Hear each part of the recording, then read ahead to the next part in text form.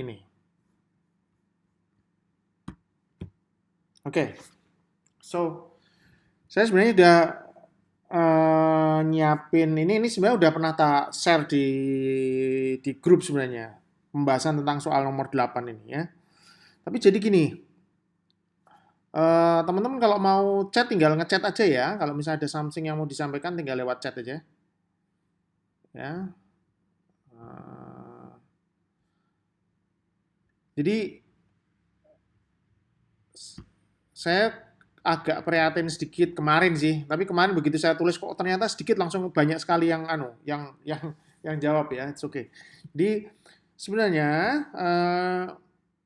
latihan EKG itu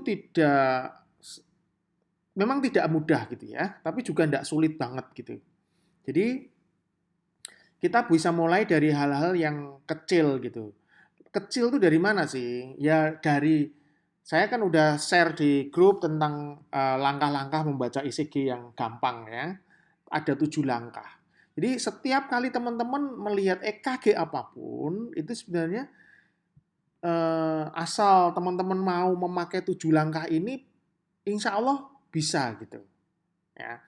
Memang ada beberapa EKG yang kita masih agak ragu, nggak bisa jawab dan lain-lain. Tapi sebenarnya bukannya nggak bisa gitu. Tapi mungkin itu butuh waktu, butuh level tingkat pengetahuan berikutnya gitu ya. Tapi untuk awal-awal sebenarnya overall hampir semua EKG itu masih bisa kita baca dengan 7 langkah ini. Nanti coba kita tak ceritain sedikit ya.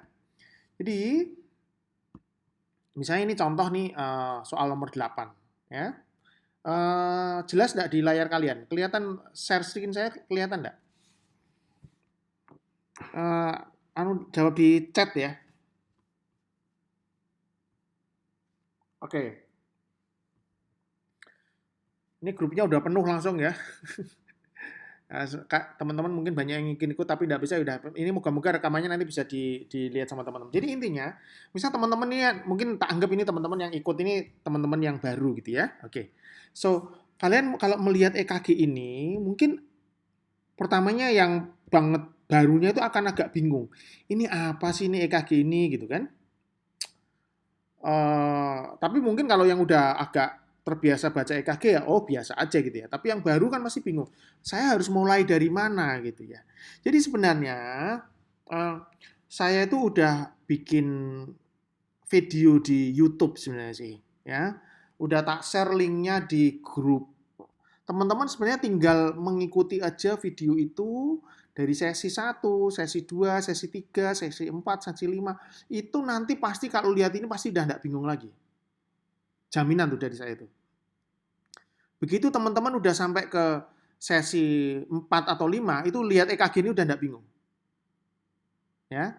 Nanti saya share sekali lagi teman-teman yang ada di grup, lihatlah pin message yang saya di grup itu, di situ sebenarnya adalah petunjuk umum untuk memulai pembacaan EKG itu bagaimana gitu ya. Tapi oke lah, mungkin belum ada yang belum sempat lihat di grup ya, di grup belum sempat lihat YouTube saya. Tapi teman-teman harusnya udah ngeprint 7 langkah membaca ECG dari saya kan? Oke. Jadi misalnya nih, ini saya stop share dulu ya. Saya mau masuk ke sini dulu sebentar. Sebentar. Sebentar. Oke.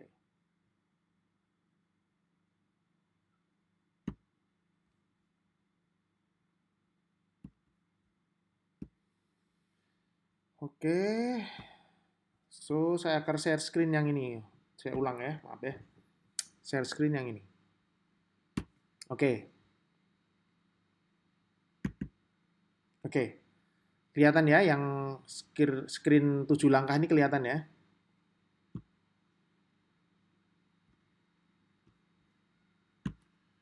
Oke. Just a minute. Control chat. Oke. So, jadi sebenarnya teman-teman lihat, ini sebenarnya nggak boleh tak keluarin ya ini ya. Ini nanti kalian ini sampai ke mana-mana repot. Oke. So, Ini ada 7 langkah kecil. Wah, aku bilang kecil supaya kalian tuh nggak bingung, nggak ngerasa berat banget kalau membaca langkah besar kan repot itu. Screen saya kelihatan ya, teman-teman ya. Tolong jawab di chat, jadi biar saya tahu. Oke, kelihatannya. Jadi kalau teman-teman udah ngeprint ini, ya kalian udah tahu lah sebenarnya ini isi simple banget itu. Jadi pertama, membaca ECG itu satu yang harus diketahui adalah kita mau cari ini irama sinus apa Anda. Bagaimana iramanya, ya. Jadi, teman-teman harus tahu dulu tuh apa namanya definisi dari irama sinus atau bukan sinus atau yang lain tuh harus tahu. Nah, teman-teman kan pasti udah pernah belajar irama sinus yang normal kayak apa, yaitu 1P diikuti oleh 1 GRS. 1P diikuti oleh 1 GRS. Ini yang harus tahu. Jadi nggak usah mikir ini EKG-nya kok jelek, apa GRS-nya kok aneh nanti. Tapi yang pertama adalah lihat iramanya dulu. Nah, jadi irama pertama adalah melihat ada irama sinus apa enggak, yaitu 1P diikuti oleh 1 GRS. Kemudian memang ini ada, kita harus belajar, bagaimana harus belajar tentang kriteria EKG yang bukan sinus gitu. Jadi EKG sinus ada beberapa macam, sinus normal, bukan sinus, sama sinus normal, sinus tapi sama bukan sinus. Jadi ini pertama adalah sinus normal. P sinus 1P diikuti oleh 1 GRS. Kemudian teman-teman harus ngerti yang bukan sinus apa aja. Nah, misalnya adalah atrial fibrilasi seperti ini. Nah, ini semuanya ada di video di YouTube sebenarnya. Tinggal mengulang-ulang kalau misalnya belum jelas ada di, kalau tidak salah YouTube di sesi 3. Ya, sesi 3 itu kurang lebih sekitar 40 menit itu identifikasi aritmia. Nah, ini atrial fibrilasi, ada yang lambat, ada yang cepat. Ini semua ada di definisinya. Ada di kuliah di sesi YouTube. Kemudian setelah hafal, baru masuk ke, ini ada atrial flutter kayak gini, terus ada SVT seperti ini ada definisinya semua. Ya. Kemudian ada VT, ada VF. Nah, itu jadi langkah pertama adalah melihat irama sinus atau bukan, dan kalau bukan irama sinus itu kira-kira apa gitu. Ya. Terus kemudian, nah ini torsa depuang, kemudian VT atau VF. Kemudian kalau kan tadi ada sinus, sinus manis, sinus tapi, bukan sinus. Nah, ada sinus tapi namanya. Sinus tapi ada PAC, PVC, ya. Itu semua sudah ada di link YouTube. Dan juga saya sudah share, bahkan kemarin saya sempat ada kuliah untuk aritmia, basic aritmia, itu teman-teman bisa download secara bentuk PDF-nya, dan sudah ada di grup, dan sudah ada rekaman videonya juga gitu. Jadi kalau udah lihat PDF di YouTube sama lihat di PDF sama kemudian lihat link di YouTube itu sebenarnya udah gamblang di situ lihat ya. Terus kemudian kita menghitung rate-nya. Yaitu ini rumus saja ada di link YouTube 300 dibagi jumlah kotak besar. Kemudian kalau misalnya sebentar ini saya admit aja. Maksudnya nunggu banyak banget sementara yang masuk udah 100 ya. Kalau misalnya dia tidak teratur, maka dalam 6 kotak besar dikalikan 10. Loh dok, ini mbok aku diterangkan kecil. Ini sebenarnya sudah tak terangkan sekali lagi di link YouTube. Jadi saya saat ini tidak dalam peran untuk menerangkan semuanya secara detail. Teman-teman harus aktif sendiri, melihat sendiri, istilahnya ibarat kalau anak tuh saya tidak dulang apa ya bahasa Indonesia apa ya menyuapi ya menyuapi.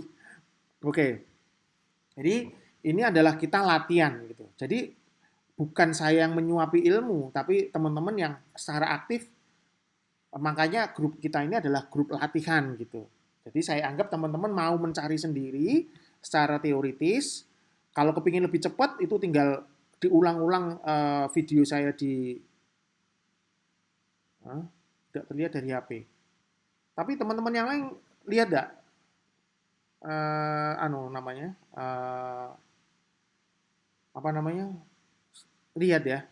Waduh saya enggak tahu ya Mas Henry. Kok enggak lihat dari HP saya enggak ngerti.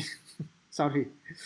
Ini gurune ya rada nganu, rada rada apa namanya, agak gaptek juga ya. Jadi nggak bisa jawab pertanyaan muridnya masalah teknologi ya. Jadi oke, tak lanjutin ya. Maaf ya kalau yang belum jelas. Jadi intinya di grup kita, di grup Telegram ini, saya tidak memberikan satu demi satu ilmu. Saya memang ada kuliah umum, ya, kuliah umum. Kemarin sudah kuliah tentang basic aritmia. Tapi nggak ada di situ latihan yang secara detail banget, nggak ada. Sebenarnya latihan yang basic banget sudah ada di link YouTube juga. Itu kalau nggak salah sesi 4 sama sesi 5 itu adalah basic dasar untuk anu. Dan kemudian soalnya juga ada. Soalnya juga ada di rangkuman. Jadi teman-teman yang udah join di grup Telegram ini, saya sudah mengharapkan untuk ikut juga di channel Telegram. Karena di channel Telegram itu semua filenya lengkap dan tidak tertumpuk-tumpuk oleh chat gitu ya. Jadi masuklah ke channel Telegram, di channel rangkuman. Loh, Dok, linknya mana? Coba klik pin message di atas. Itu ada link untuk masuk ke rangkuman ya. Oke. Jadi setelah menghitung iramanya apa, menghitung rate-nya, kita masuk ke akses. Memang pelajaran akses belum tak kasih. Karena kita baru kemarin masuk ke irama basic aja. Baru kemudian kita masuk ke PR interval, kemudian kita masuk ke ada GRS lengkap besar apa enggak. Nomor 6 melihat pembesaran ruang jantung apa ada apa enggak. Nomor 7 ada kelainan koroner apa enggak. Ini semua ada di link YouTube. Ada. Insya Allah hampir saya lihat kalau dari komentar di link YouTube saya, hampir 90% merasa bahwa apa yang saya sampaikan di link YouTube itu cukup jelas gitu. Jadi memang ada kelemahan waktu itu saya tidak bisa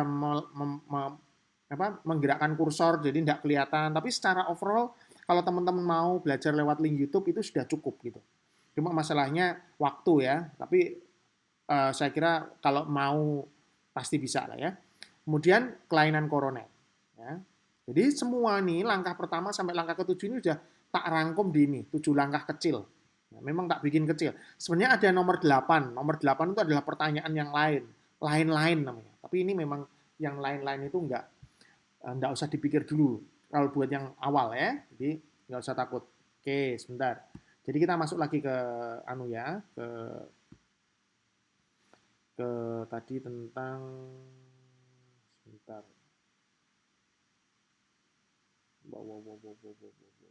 Gimana ya? Keynote saya kok nggak keluar di sini. Oke. Sebentar.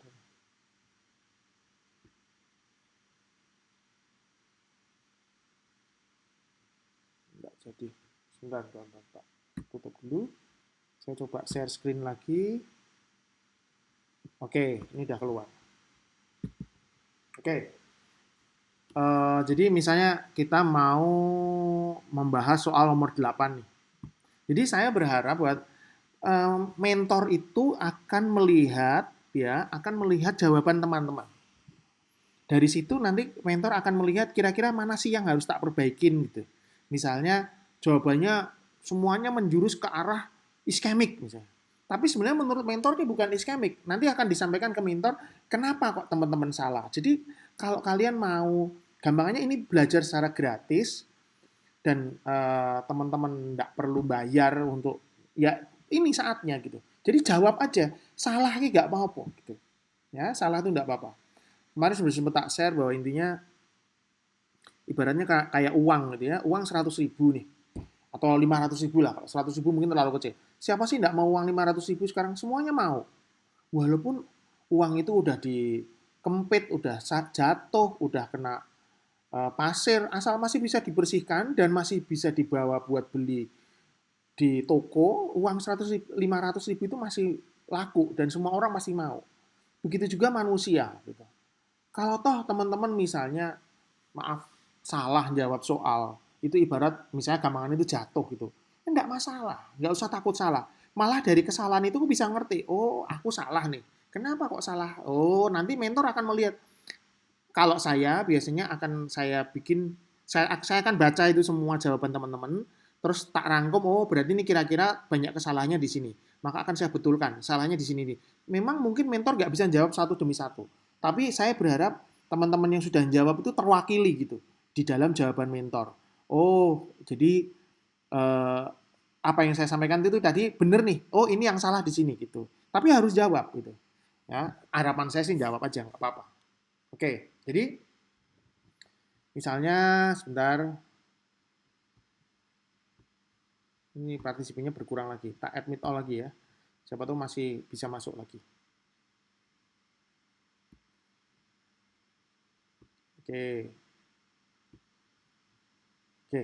Jadi misalnya kita mau jawab soal nomor 8 nih, ya. 15 Mei 2020. Oke, jadi misalnya ini. Ini ada sebuah EKG, kita mau jawab ini apa sih EKG ini gitu ya. Mungkin yang udah terbiasa baca EKG langsung set gitu ya, gampang gitu ya. Tapi yang masih awal akan agak bingung dulu. Saya mulai dari mana ini gitu ya. Ya sekali lagi mulainya dari yang simple, yaitu dari 7 langkah yang sudah saya share. Jadi pertama, satu, apapun teman-teman memulai dari ini EKG-nya irama sinus atau bukan. Kemudian rate-nya berapa kali per menit, akses, baru mulai masuk ke PR interval, baru masuk ke QRS, kelainan ruang jantung sama kelainan koroner. Udah, ini nggak usah macam-macam. 7 langkah ini di kalau perlu setiap kali baca EKG, tadi catatan saya yang 7 langkah itu semuanya diletakkan di sebelah situ. Jadi setiap baca EKG, 7 langkah itu diruntut semua. Nomor satu, nomor dua. Kemudian baru disimpulkan. Loh dok, saya agak lupa, belum jelas tentang definisi RBP, LBP. Kalau belum jelas, lihatlah di link YouTube. Insya Allah nanti jelas. Saya memang tidak bisa menerangkan satu demi satu detail pada saat ini. Memang nanti ada kuliah umum tentang besok, tentang PR interval, tentang gangguan konduksi, tapi kuliah ini kan tidak bisa tiap hari. Kuliah itu saya lakukan mungkin seminggu atau 2 minggu sekali. Jadi kalau teman-teman menunggu kuliah itu sampai selesai, terlalu lama. Jadi lihatlah di link YouTube aja, nanti teman-teman bisa belajar di sana. Ya. Oke, jadi misalnya ini, ngingetin aja bahwa ini adalah gelombang P, ini Q, R, S, ini gelombang T. Ini adalah basic dari setiap ECG, P, QRS, kemudian gelombang T. Nanti ini namanya PR interval, ini namanya QT interval. Ya, ini awal P sampai awal QRS, ini awal Q sampai akhir T. Nah, ini sebenarnya sudah ada di link itu juga, tapi tak ulang bahwa intinya arus listrik itu dari sini ke sana. Artinya ini dari sini ke sana. Akhirnya di lead 2 ini akan positif karena dia melihat dari sisi sini, di AVR akan negatif melihat dari sisi sini. Makanya karena listriknya menuju ke sini, ke lead 2, maka ini gelombang P positif, QRS-nya positif. Kalau di sini gelombang P negatif, ini QRS-nya nih negatif. Ya. Kita tutup. Oke. Jadi ini adalah irama sinus normal. Apapun kalau teman-teman melihat irama sinus normal, ya kayak gini nih. Apa definisinya? Ini sudah diulang-ulang, saya ulang-ulang bahwa ada satu gelombang P positif di lead 1, 2, dan AVF, negatif di AVR, 1P diikuti oleh 1 QRS. Jadi P, QRS, P, QRS. P, QRS. Ini P-nya negatif di AVR. Kan? 1P diikuti oleh 1 QRS. Ya ini adalah irama sinus. As simple as that. Nah, lihat, ini adalah irama sinus. Karena 1P diikuti 1 QRS, 1P diikuti 1 QRS. Lihat di lead 2, itu paling gampang. Intinya irama sinus adalah P positif diikuti oleh 1 QRS. P positif di lead 2, P negatif di AVR. Nah, kemudian kita masuk yang tadi berapa kali per menit. Ya, hitungannya adalah 300 dibagi banyaknya kotak besar. Atau 1500 dibagi jumlah kotak kecil. Kalau tidak teratur gimana? Kalau tidak teratur ya ada di link YouTube, teman-teman kalau mau belajar itu 6 detik dikalikan 10, 5 kotak. 6 kotak besar. Karena satu kotak sangat besar itu adalah 1 detik. Lihat ini, 1, 2, 3, 4, 5, ini 5 kotak besar ini 1 detik. Jadi kalau tidak teratur, 5 kotak, ini 1, 2, 3, 4, 5 ini berarti 5 kotak sangat besar, 6 kotak sangat besar, dikalikan 10, R-nya ada berapa. Itu ada di link YouTube. Ya, kalau masih bingung, nanti lihat link YouTube. Andalannya link YouTube. Karena kalau saya menjelaskan dari awal sampai akhir nggak bisa. Ya. Nah, jadi pertama, teman-teman melihat ini irama sinus atau bukan. Kemudian rate-nya. Udah, nggak usah mikir yang enggak-enggak. Yang lain-lain dulu. Nggak usah mikir ini QRS-nya kok jelek karena apa. Karena apa, nggak usah. Jadi, lihat irama si sinus dulu kan. Lihat, gelombang P diikuti 1 QRS. P, QRS. P-nya positif di Li 2. P-nya negatif di AVR. Berarti ini sinus. Ya kan? Rate-nya berapa kali per menit? Lihat. 1, 2, 3, lebih sedikit. Kalau 3 kan 100. Kalau lebih sedikit berarti sekitar 96. Ya kan, kalau 4 kotak kan 75. 3 kotak 100. Berarti kalau 3 kotak lebih sedikit ya sekitar 96-90 kali per menit. Jadi ini udah bisa kejawab nih. Ini jelas irama sinus 90 kali per menit. Simple as that. Selesai. Nah, tapi kan masih ada langkah lain. Ini kita coba langkah yang lainnya. Nah, jadi ingat nomor 1 sama nomor 2 udah kejawab nih. Nah, baru kemudian masuk ke nomor 3. Bagaimana dengan aksis? Intinya, aksis itu melihat di lead 1 sama AVF. Kalau satunya positif, berarti sama AVF-nya positif, berarti normal. Kalau satunya positif, AVF negatif, lihat lead 2. Kalau lead 2-nya negatif, berarti LAD.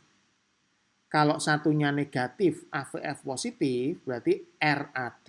Dok, untuk kecepatan terlalu cepat. Ya, ini memang bukan basic banget. Kalau kalian udah baca, sudah pernah dengerin pelajaran di YouTube, pasti ini simple. Ada itu, satu sesi khusus untuk aksis. Kalau tidak salah sesi 6, apa sesi 7 gitu ya. Nanti kalau belum jelas bisa lihat di link YouTube lagi. Nah, jadi intinya ini ringkasannya. Jadi, lead 1 dan AVF bila sama-sama positif normal. Kita lihat nih. Lead 1-nya positif enggak? 1 positif. Lihat AVF, AVF-nya negatif. Nah, kalau 1 positif, ulang ya. 1 positif, AVF negatif, lihat 1 dan AVF. 1 positif, AVF negatif, maka lihatlah lead 2. Kalau lead 2-nya positif, maka normal. Kalau negatif berarti LAD. Lihat ini, 1 positif, AVF negatif, lihat lead 2. Oh, lead 2-nya juga negatif. So, berarti aksesnya adalah LAD. LAD berarti ada di sini, left axis deviation. Udah. 1 tadi irama sinus, 90 kali per menit. 2, 90 per menit udah, rate aksesnya udah kejawab, LAD. Ya, nanti kalau belum jelas, lihat link YouTube lagi. Link YouTube lagi, andalannya link YouTube. Karena kalau nerangin semua dari sini, agak. Nah, baru langkah keempat, lihat PR interval. Ya, lihat PR interval. PR interval ada sesinya juga di link YouTube, tapi ini tak jelasin lagi bahwa intinya yang normal ada awal P sampai awal QRS itu 3 sampai 5 kotak kecil. Itu yang normal. Ya, 3 sampai 5 kotak yang normal. 3 sampai 5 kotak kecil, itu yang normal, PR interval. Nah, ulang lagi, awal P sampai awal QRS itu adalah namanya PR interval. Itu harus dicek. Mau enggak mau harus dicek. Kalau baca EKG yang benar ya harus dicek tuh. Nah, nanti ada di link YouTube kalau enggak salah sesi ke-9 ya. Itu PR interval ada preeksitasi, ada blok. Kalau memendek ke arah preeksitasi, kalau memanjang ke arah blok. Nah, ini kebetulan soal nomor 8 adalah soal tentang preeksitasi. Apa sih preeksitasi itu? Intinya adalah ada suatu jalur yang tidak normal. Harusnya kan SA node masuk ke AV node, masuk ke bundle branch ke sini. Sehingga terbentuklah PQRS. Nah, AV node ini berfungsi sebagai supaya penghambat gitu, supaya tidak langsung jebret, tapi dia berhenti di sini. Nah, dia lewat ini, jalur ini. Karena tidak ada penghambat, akhirnya P ini kan punya atrium, dia terlalu mepet sama QRS. Akhirnya terbentuklah PR interval yang pendek. Ya. Nah, ini namanya preeksitasi. Nah, lihat EKG. So, begitu lihat, kita mau menghitung PR interval dihitung di mana? Bisa di mana aja. Ya. Bisa di lead 2, lead 1, V4, V5, V6 bisa. Tapi Kalau dilihat di lead 2, ini kesannya persis kurang lebih sekitar 4 kotak, ya, atau 3 kotak. 1, 2, 3. Kelihatannya it looks normal. Tetapi kita juga harus melihat lead lain. Lihat di sini. Nah, kalau di sini nggak ada 3 kotak, ini mungkin 2 kotak. Di sini sekitar 2 kotak, langsung QRS, ini lihat tik-tik ini langsung QRS. Di lead lain yang ini juga. Ini tek langsung 2 kotak, ini juga hanya 2 kotak. Ini mungkin 2,5. Jadi kalau di lead 2 ini mungkin persis 3 kotak, kesannya kayak 3 kotak, 1, 2, 3. Mungkin juga karena ECG-nya agak kurang jelas ya. Tapi di lead lain kesannya pendek. Jadi mana yang kita pakai? Ya yang kita pakai yang secara umum. Rata-rata di lead lain kelihatan PR intervalnya pendek. Jadi ini jelas suatu PR interval yang memendek. Nah, PR interval yang memendek kan PR interval ada memendek atau memanjang. Kalau memendek berarti kita pikirkan suatu namanya preeksitasi sindrom. Nah, preeksitasi sindrom ada berapa? Ada macam-macam.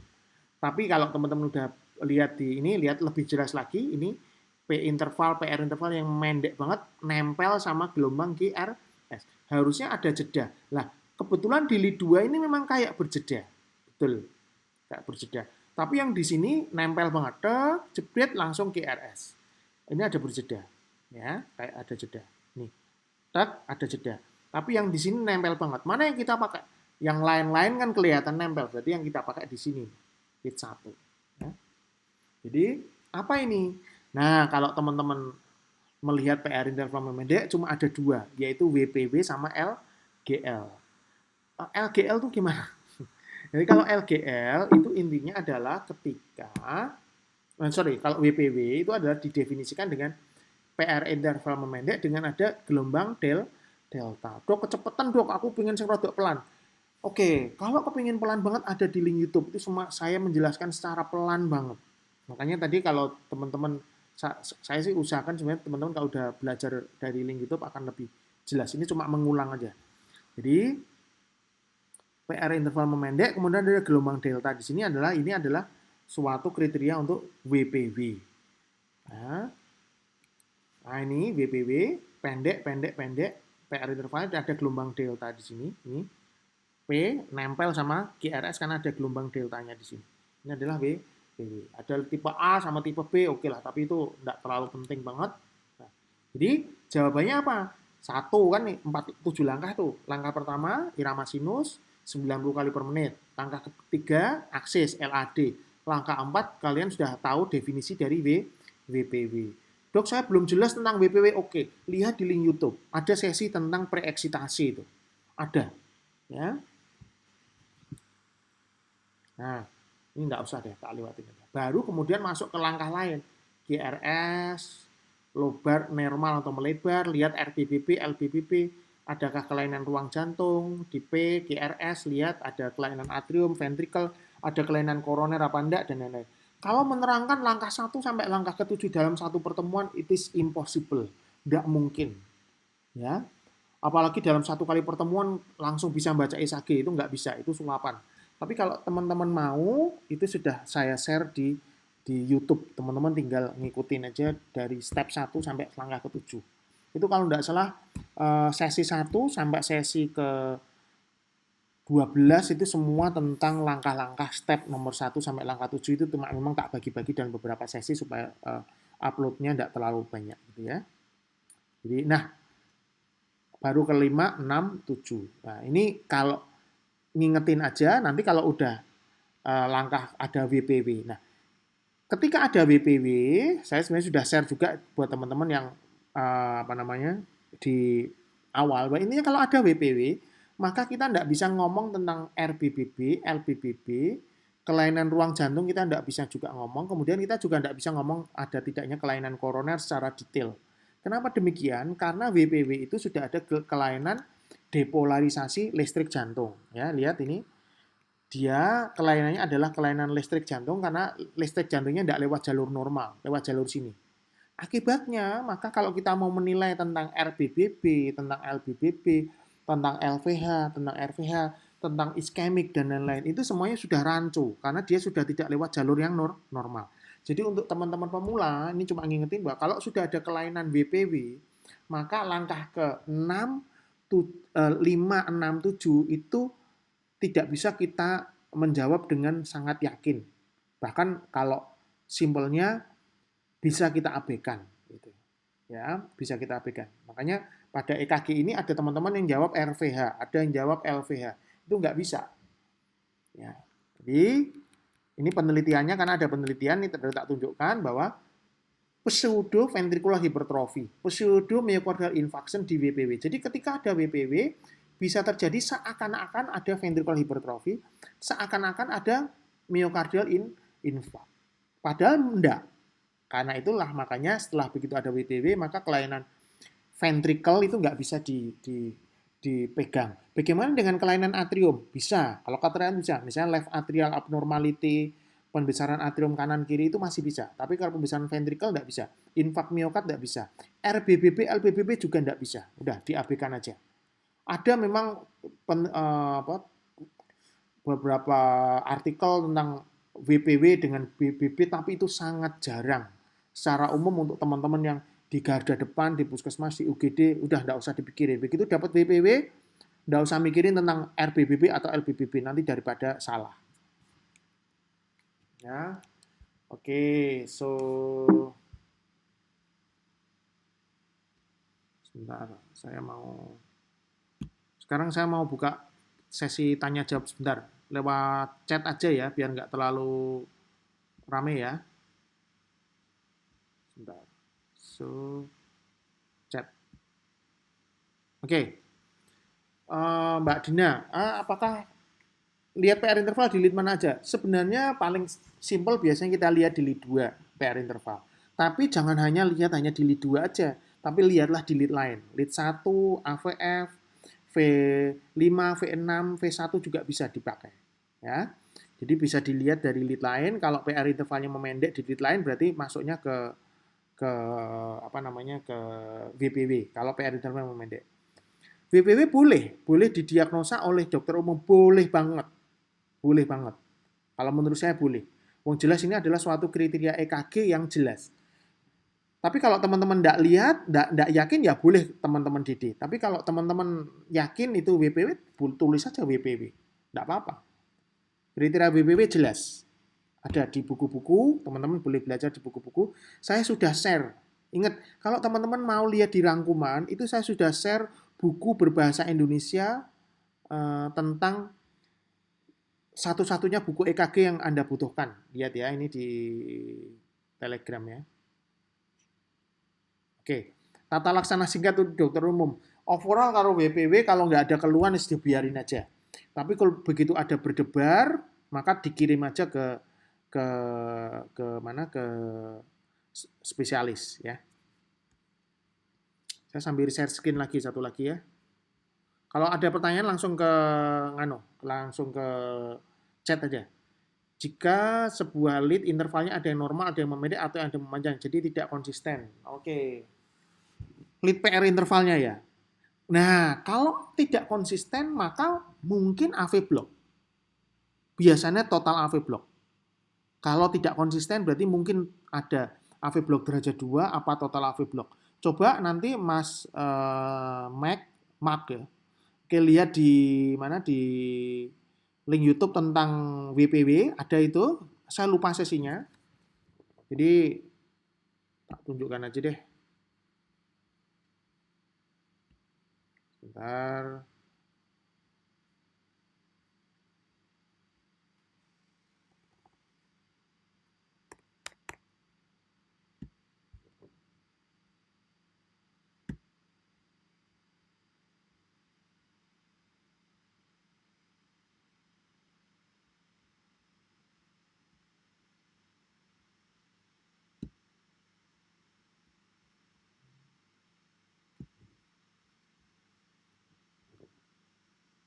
Apakah kalau oke sebentar. Oke. Ya. Ini kok enggak bisa ya? Sebentar. Saya lagi mencari share screen yang kok nggak mau. Oke.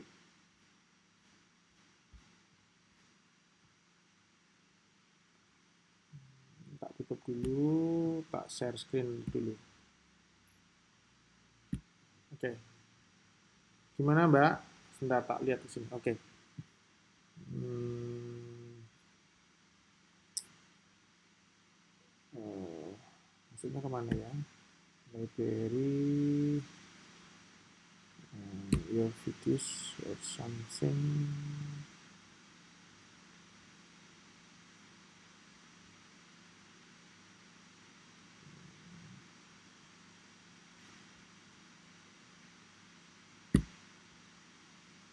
Okay.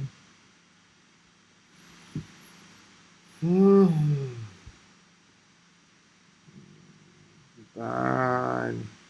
Oke. Jadi nanti chatnya saya baca sebentar. Jadi teman-teman yang masih baru banget dan merasa agak ragu-ragu melihat apa namanya melihat ECG mau jawab ini mulai dari mana.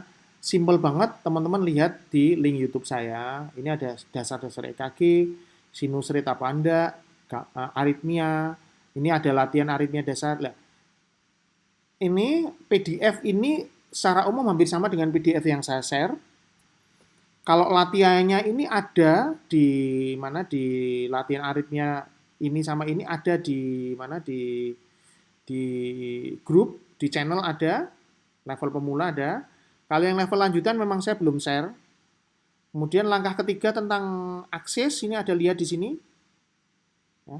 Tentang PR interval lihat di sini, langkah keempat, sesi 8. Baru sesi 9 tentang QRS lebar, sesi 10 itu tentang kalau tidak salah tentang hipertrofi sama koroner. Kemudian teman-teman lihat di ini semuanya udah ada semua. Udah ada semua ya. Jadi coba tak lihat di oke. Oke. Mas, saya coba yang jawab yang saya bisa dulu ya. Sebentar. Mulai dari Mas Mike udah tak jawab, Mas Erik gejala klinis nyeri dada, EKG ada ST elevasi. Sebentar. Halo, oke, sebentar tak jawab ya. Mas Erik pasien gejala klinis nyeri dada hilang tapi pas di EKG ada ST elevasi peningkatan biomarker STEMI atau angina pectoris. Nyeri dada yang hilang. Tapi ketika di EKG tapi pas di EKG kalau ada ST elevasi berarti ya STEMI. Kan kriteria untuk STEMI ada 3. Ada keluhan nyeri dada, 2 ada kelainan EKG sama marker. Ketika EKG-nya jelas ST elevasi dan kemudian ada markernya positif kan dari 3 sudah ada positif 2. Jadi kita anggap ini sebagai STEMI. Ya, itu jawaban untuk Mas Erik. Kemudian untuk LGL apakah kita bisa menilai langkah-langkah ke-5 sampai langkah ke-7 bisa. Kalau LGL bisa dinilai karena dia melewati bundle branch. Ya, bisa Mas Andrian. Gelombang delta khas hanya milik WPW. Ya. Ya. Gelombang delta khas milik WPW. Aksis jantung. Oke, Mas Sulistiono kalau melihat aksis jantung menjelaskan agak terlalu panjang, Mas Sulis bisa lihat di link YouTube. Oke. Ada di Mbak Aliska ada di rangkuman. Mbak Aliska harus join channel rangkuman Telegram. Ada di pin message, itu biasanya ada itu. Linknya untuk rangkuman. Kalau Mbak Fania untuk kasus-kasus kelainan interval, sifatnya emergensi, memerlukan rawat inap dan poliklinis, oke. Jadi intinya kalau tidak ada kelainan aritmia, orangnya tidak ada keluhan sesek atau nyeri dada atau berdebar atau keluhan pingsan dan lain-lain itu bisa poliklinik. Tapi kalau ternyata pasien saya tadi misalnya datang ke UGD dengan saya sempat pingsan. Kemudian teman-teman lihat di ECG-nya ada PR interval memendek, ada WPW. Maka itu harus diopnamkan. Karena kemungkinan pada waktu dia tiba-tiba pingsan dan lain-lain berarti ada suatu kejadian yang serius gitu. Misalnya aritmia yang fatal, yang maligna, ya. Oke. Oke, ada pertanyaan lagi? Jadi sekali lagi yang saya mau sampaikan ke teman-teman adalah sekali lagi ya buat teman-teman yang eh, mulai belajar dan mulai masuk ke grup Telegram adalah mulailah dari link YouTube yang saya sudah share. Dari situ ada EKG langkah 1 sampai langkah ke lain-lain bahkan sampai ke sini. Ini ada di sini. Linknya udah tak share. Teman-teman tinggal belajar satu demi satu. Dari situ nanti akan tahu caranya membaca dengan lebih pede gitu ya. Kemudian ada ringkasan dari saya di sini. Ringkasan dari saya di sini. Ya. Ini udah saya share juga. Kemudian ada buku tentang satu-satunya buku yang EKG Anda perlukan ada di grup rangkuman Telegram. Teman-teman boleh lihat ke atas, tracking ke atas itu ada. Terus jangan ragu-ragu untuk menjawab di grup, ya, karena kalau ragu-ragu nanti kita nggak tahu nih salah kita ada di mana gitu, ya. Nggak apa-apa, salah it's okay, salah itu nggak apa-apa. Oke, sekarang saya mau ada satu lagi presentasi yang akan saya sampaikan.